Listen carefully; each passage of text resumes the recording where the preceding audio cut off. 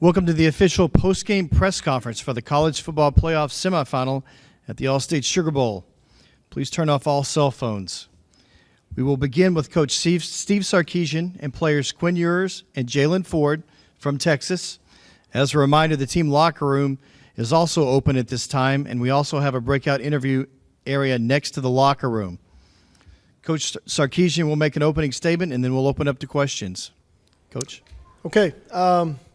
I think first of all, I'll go backwards, but the resiliency our team showed in that fourth quarter to find a way to have an opportunity to win the game, I think is indicative of the character that we have on this team and the men that we have in that locker room. Those guys are fighters. They fought together. As bleak as it looked there, they never gave up hope. And they believed, and I think that's how you give yourself a chance in the end. I feel for them because I know how much they poured into this entire season. But like I told them in the locker room, we came into this season to be champions, and they are. They're Big 12 champions, and they should be very proud of that. They were a second away from playing for a national championship, and so there's a lot to be proud of on this football team. Unfortunately, in the game, we dug ourselves a hole with some self-inflicted wounds, and give credit to Washington. They played a very good game. Penix got hot. They made some big plays down the field, and when they extended the lead, we got a little bit out of game plan to try to fight our way back into it, but we found a way to get a couple stops and force some field goals that gave us a chance to get back into the game. But in the end, came up short. But there's nothing to hang our heads about. These guys fought, and I'm very, very proud of the effort that they put into it. We'll open it up for questions. Please raise your hand, and we'll get a microphone to you. We'll start in the front row on the left side. Joe Cook with Inside Texas. Steve, can you go through those last four play calls inside the 12 and starting with the swing pass to Jay? Yeah, he was more of a check down on the play. We were looking for an opportunity for JT or Jay Witt, trying to create a one-on-one matchup for those guys to go high point it. Naturally they did a good job defending it, and Quinn did a good job of just getting the ball out to Blue with a chance in space, but had to get out of bounds. It's a tricky situation in that you're out of timeouts, and so we have to be very careful that we don't complete a ball short of the goal line, or pretty much the game's going to end at that point. So when you're forced to throw it into the end zone each time, it makes it difficult, especially when they're defending the end zone. So we were just trying to create some matchups with some different route combinations to create some one-on-ones and to give our playmakers a chance to make a play. And we just weren't quite able to do it, so that's the way it goes sometimes. We'll stay in the front row. Quinn, can you kind of take us to those final three plays and just kind of the pressure Washington got in those last two? Yeah, like Coach Rex was saying, we were just trying to take a shot at the end zone, obviously, because if you fall short, like you said, the game's going to be over. So, just was looking to give my guys an opportunity to go make a play at the end of the day. That's all you can really do. Front row. Eric Henry, Horns 24/7. His questions for Steve. Steve, I was wondering if you could just talk about the challenge to get pressure on Michael Penix and just kind of the challenge that placed on your secondary to defend against guys for a long time. Yeah, no, I think, there were times we did create some pressure. We just couldn't get him on the ground, and that was probably the most frustrating part. He was elusive in the pocket, and he did a good job of avoiding the rush and then keeping his eyes. And then I thought they did a good job of taking advantage of some one-on-one matchups when they got them. And it just kind of felt like every time they threw it and we were in pretty good coverage, they made the play, and then that's a credit to them. They're a good offense and a good passing offense especially. It showed. We just couldn't get them on the ground. We couldn't generate enough pressure. I thought our guys were fighting with the pass rush. We couldn't put enough pressure on the tackles, quite frankly, to get a holding call to even get them off schedule. They really played on schedule all night, and that makes it difficult. The times we did get them into some third and longs, we had the ability to get off the field, but we just couldn't get them on the ground. I thought there were some decent pressures in there. We just didn't get them on the ground. We'll go to the right side, second row. Steve, I don't know if you feel like the 30 days off maybe affected y'all's offensive rhythm more. It just didn't seem like y'all were quite in sync like you were all year. Yeah, to your point, I think for whatever reason, we had some uncharacteristic kind of anxiousness at the line of scrimmage, where we had different people kind of with false start penalties, and those things are difficult because sometimes, we're trying to play, let's get to 2nd and 5, and now we can operate, and then you get a false start and it goes back at 2nd and 10. Or you do something on 1st and 10, it's incomplete, that's okay. Then you false start, it's 2nd and 15. So those were some things that were a little disappointing. And I don't know if that's because of the layoff or just, sometimes being in the environment and you're a little excited to go play. But I thought we rebounded from those things, and we ran the ball really well early in the game. But like I said, when you fall behind, it kind of stressed us where we had to kind of not lean on the run like we wanted to. And I thought that really changed as much of the game as anything, to where we really couldn't lean into the run and then complement it with the passing game. We had to really start throwing it and then mix runs when we could. We'll stay on the right side, front row. Jaylan, what did you say to your guys after the game? After the game, I just told them I was proud of them.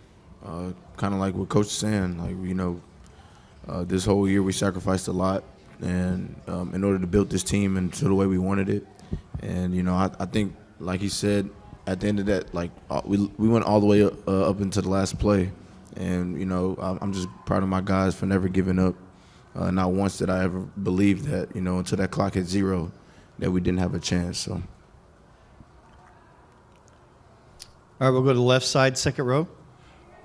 Terry Middleton, Horns Illustrated, Coach Sarkisian. You talked about the resilience of the team, the fight until the last second. Is this something that you guys practice, or is this just the culture or the character of the team? It's a belief, we push our guys hard. Like I told them in the locker room, this has been a 12-month journey. We started winter conditioning last January, and those workouts aren't always fun, all right? But we're building character in those workouts. It's cold. We go in the morning. We practice really hard. Our practices are demanding.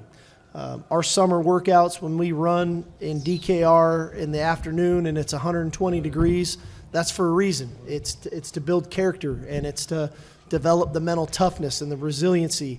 And then we get to training camp and we practice hard. And there's a belief in our style and what we do. And I think it showed this season. There was a lot of games that came down to the wire for us this year.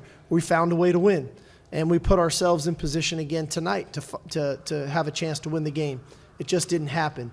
But I think that just speaks to the mental toughness that these guys have, the resiliency, and also the connection that they have for one another. That just like Jaylan said, these guys never lost faith. They believed that we were going to win that game, and it was just how. That was the biggest thing. Is, well, how are we going to do it? And we know we're going to. It's just how. And unfortunately, we came up short tonight. But that's the life of sport.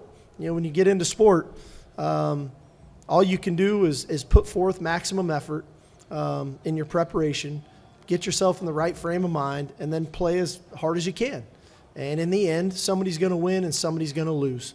And either way, that should build character, and that should help these guys in whatever they end up going and doing in life, that how to go about your business on a daily basis and put yourself in position to be successful. You got a chance in this life. And hopefully they can walk out of this season knowing that.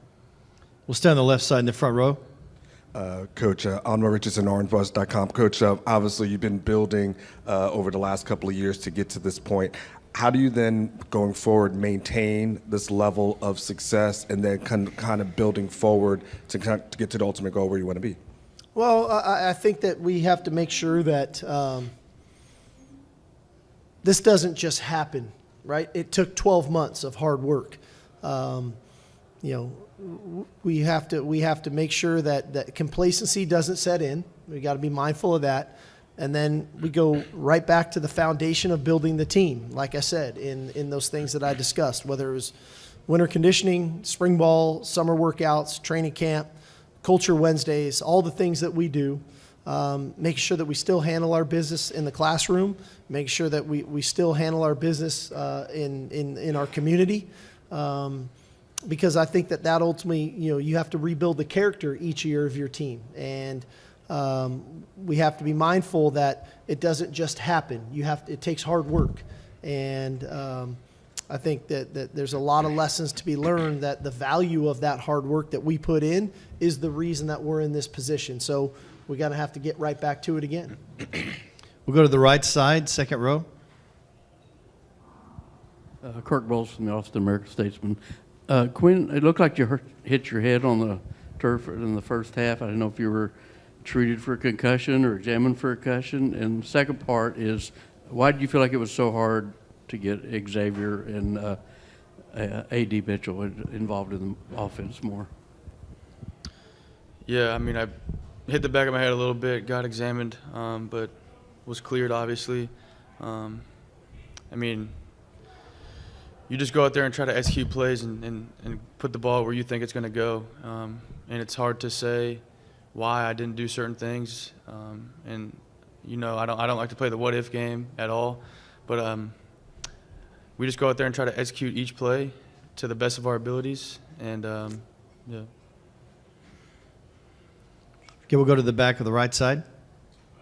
Coach Justin Guzman, Texas Student Television. In the second half, it looked like a lot of the receptions were more in the flat, whereas in the first half, a lot of the plays that Washington had offensively were more down the field. Was that more of a scheme adjustment? Was that just something that they were doing offensively that was putting you guys in some difficult situations? Can you just explain the difference in their first half attack versus the second half attack? It's probably a better question for Coach DeBoer, quite frankly. We try to, obviously, try to protect ourselves a little bit more against the deep ball. And maybe that's the reason the ball was going out to the flat, but I don't know if that was their intent or not. That, like I said, that's probably a better question for him. I'll go to the left side, second row. Quinn, Ted Lewis from the Times-Picayune, New Orleans. I'm not sure if you're aware or not, but a year from now, the winner of the SEC will be here playing host in the quarterfinals. Can you envision Texas being in this position, or does it hurt too much right now to think that far ahead? I mean, I guess I'm a human being and I understand what's ahead, but at the same time, there's a long ways in between here and a year from now. A lot can happen in 365 days. So, but I know that we're gonna work as hard as we can to try to be back, and that's all we can really do is attack the off season the right way, and just continue to build this team to what it's capable of being. All right, left side along the aisle.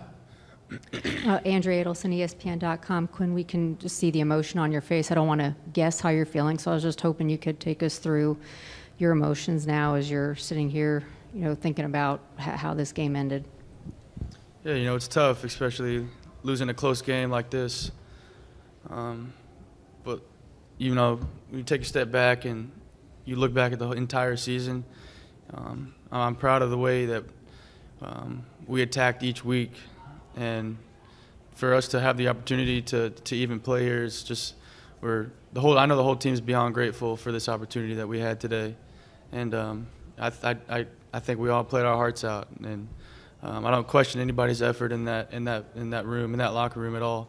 But I couldn't be more proud of the way that we attacked this year, because I know most of y'all didn't believe that we would be here right now. So, and we're going to continue to just focus on the opinions inside our four walls and continue to build.